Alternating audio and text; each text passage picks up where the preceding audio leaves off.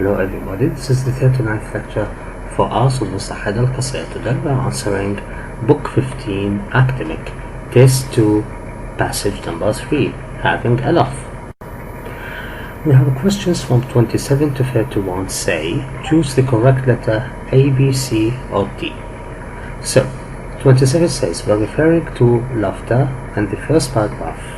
The writer emphasizes. Okay, let's read the first paragraph. Humans start developing a sense of humor as early as 6 weeks old, when babies begin to laugh and smile in response to stimuli. Laughter is universal across all human cultures and even exists in some form in rats, chimps and bonobos. Like other human emotions and expressions, laughter and humor provide psychological scientists with rich resources for studying human psychology, ranging from the development of language to the neuroscience of social perception. So, A. Its impact on language? No. B. Its function in human culture? No. C. Its value to scientific research. So the answer will be C, because in the last two lines says provide psychological scientists with rich resources for studying human psychology. That means its value to scientific research. Okay, 28. What does the writer suggest about Charlie Douglas?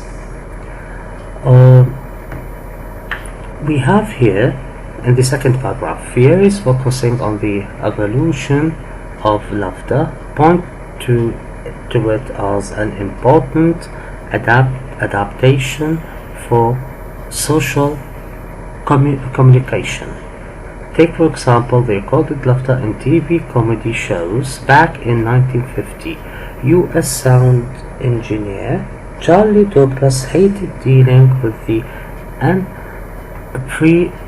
predictable laughter of live audiences, so started recording his own laughter tracks. These were intended to help people at home feel like they were in a social situation such as a crowded theater. So let's see. 28. He understood the importance of enjoying a humor in a group setting. Yes, because here 1, 2, 3, 4, 5 in the fifth line in the middle, these were intended to help people at home feel like they were in a social situation such as a crowded theater. So it's here he understood the importance of enjoying humor in a group setting. A. Let's go on. 29 says, what makes the Santa Cruz study particularly significant? In one study conducted in 2016, samples of laughter from pairs of English-speaking students were recorded at the University of California, Santa Cruz. A team made up of more than 30 psychological scientists, anthropologists, and biologists, and then played these recordings to listeners from 24 diverse societies, from indigenous tribes in New Guinea to city dwellers in India and Europe. Participants were asked whether they thought the people laughing were friends or strangers. On average, the results were remarkably consistent. Worldwide, people's guesses were correct approximately 60% of the time. So, A. Various different types of laughter that were studied? No. B. The similar results produced by a wide range of cultures? Yes, because he's saying from 24 diverse societies, participants were asked whether they thought the people laughing were friends or strangers. On average, the results were remarkably consistent. Worldwide, people's guesses were correct approximately 60% of the time. So the answer is B. the similar results produced by a wide range of cultures. Okay. 30. Which of the following happened in the San Diego study? Let's see the other paragraph. Researchers have also found that different types of laughter serve as codes to complex human social hierarchies. A team led by Christopher Ovis from the University of California, San Diego, found that high-status individuals had different laughs from low-status individuals, and the stranger's judgments of an individual's social status were influenced by the dominant or submissive quality of their laughter. So 30. A. Some participants became very upset. No. Participants exchange 29. A. Various different types of laughter that were studied. No, sorry, we did 29. Sorry. 30. Which of the following happened in San Diego study? A. Some participants became very upset. No. B. Participants exchanged roles. Okay. C. Participants who hadn't met before became friends. D. Some participants were unable to laugh. Let's see from the third line. Found that high-status individuals had different laughs from low-status individuals, and that strangers' judgments of an individual's social status were influenced by the dominant or submissive quality of their laughter. In their study, 48 male college students were randomly assigned to a group of 4, with each group composed of 2 low-status members who had just joined their college fraternity group, and 2 high-status members, older students who had been active in the fraternity for the latest 2 years, for at least 2 years. Laughter was recorded as each student took a turn at being teased by the others, involving the use of mildly insulting nicknames. Analysts revealed that, as expected, high-status individuals produced more dominant laughs and fewer submissive laughs relative to the low-status individuals. Okay, so here it means they exchanged the roles. That means participants exchange roles. In this case, 30 will be B. 31. In the 5th paragraph, what did the results of the San Diego study suggest? Let's see the results in the 5th paragraph. A random group of volunteers, they listened to an equal number of dominant and submissive laughs from both the high and low status individuals, and were asked to estimate the social status of the laughter. In line with predictions, laughers producing dominant laughs were perceived to be significantly higher in status than laughers producing submissive laughs. This was particularly true for low-status individuals, who were rated as significantly higher in status when displaying a dominant versus submissive laugh. Ovis and colleagues note, thus by strategically displaying more dominant laughter when the context allows low-status individuals may achieve higher status in the eyes of others. However, high-status individuals were rated as high status where they produced their natural dominant laugh or tried to do a submissive one. So, 31. In the 5th paragraph, what did the results of San Diego study suggest? A. It's clear whether a dominant laugh is produced by a high or low status person. No.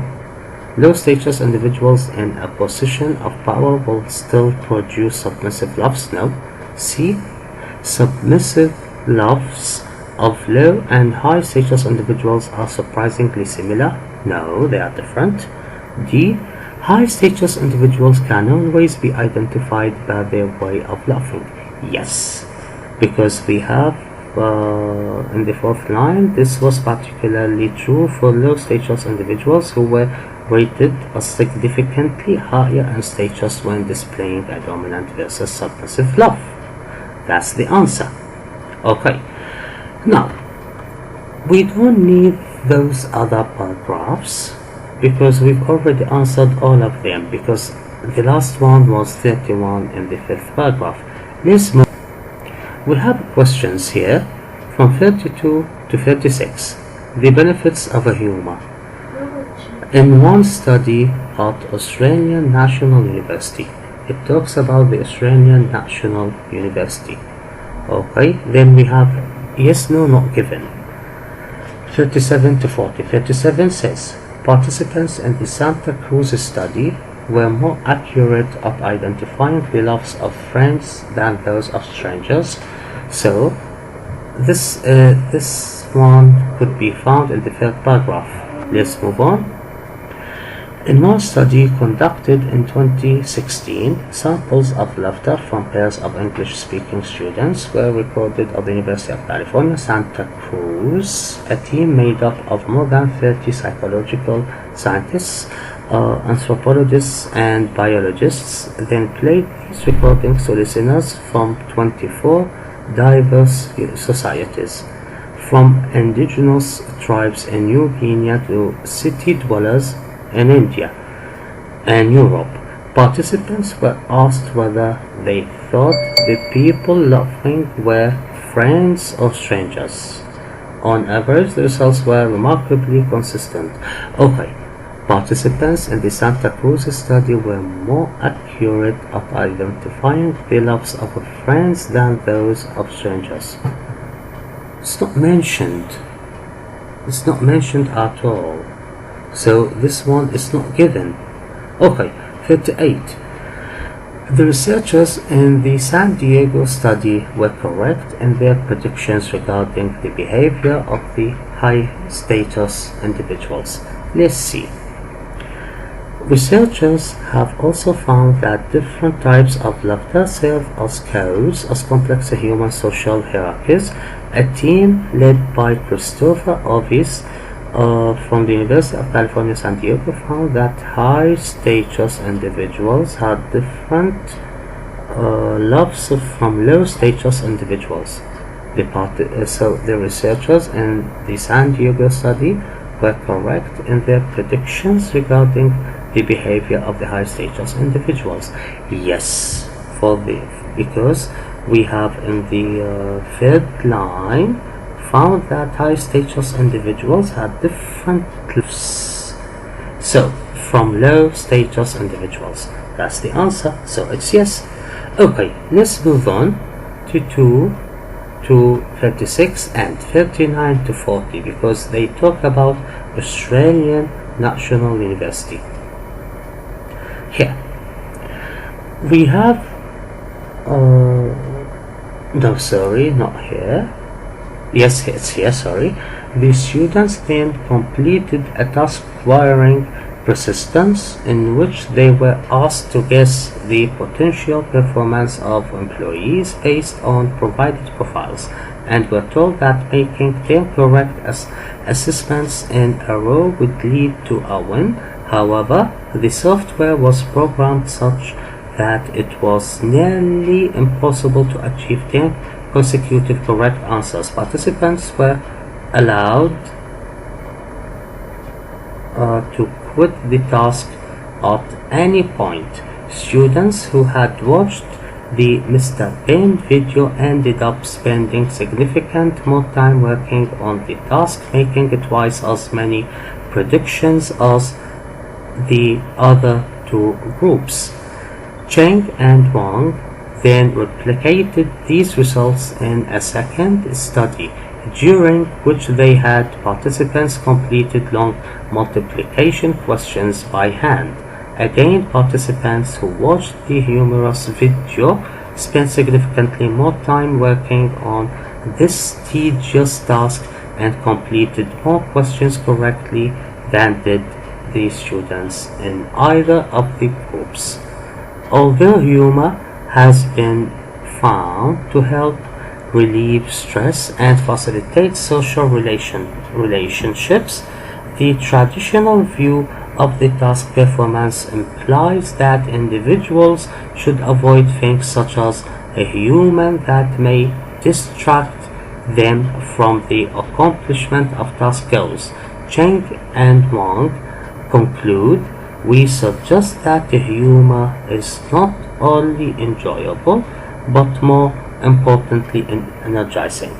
Okay, now the choices. In one study at Australian National University, randomly chosen groups of participants were shown one of three videos, each designed to generate a different kind of gap.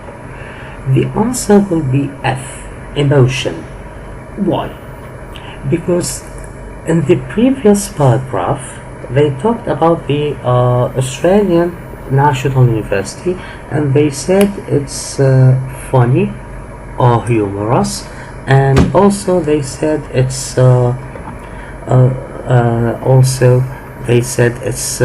boring, let's say, and also they said it's something like that. So in this case it will talk about emotions because we take it comprehensively. So 32 will be F. Okay, 33. Let's go on with it.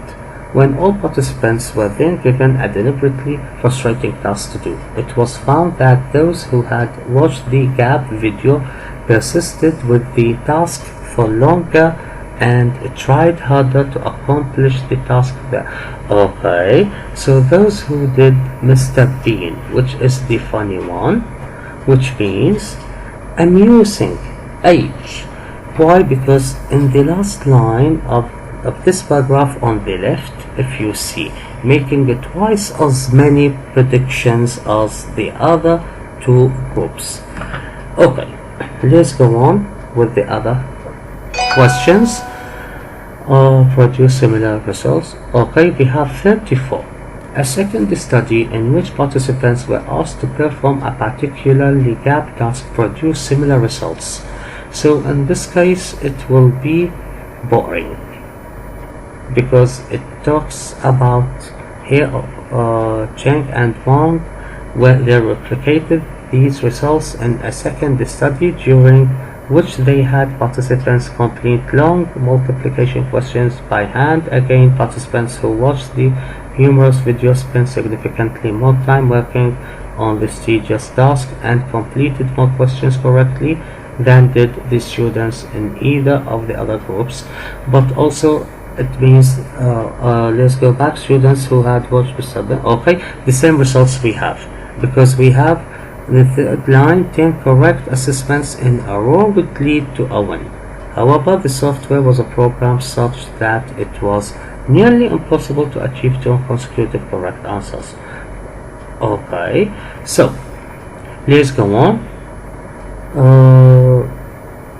According to researchers David Cheng and Lu Wang, these findings suggest that the humor not only reduces anxiety. The answer D. Why? Because in the last paragraph, okay, it says, although humor has been found to help relieve stress and facilitate social relationships. Okay, so it reduces, relieve, that means reduces anxiety, stress. Okay, the last one says, but it may also have a gap effect on the body and mind, stimulating. E. Why? Because in the last line says that the humor is not only enjoyable but more importantly energizing, to give people energy. That means it stimulates the body and the mind. Okay, that means 32 will be F, 33 H, 34 C, 35 D, and 36 E. Let's go to 39 and 40. 39. The participants in the Australian National University study were given a fixed amount of time to complete the task focusing on employees' profiles. Let's be here on the paragraph to the left.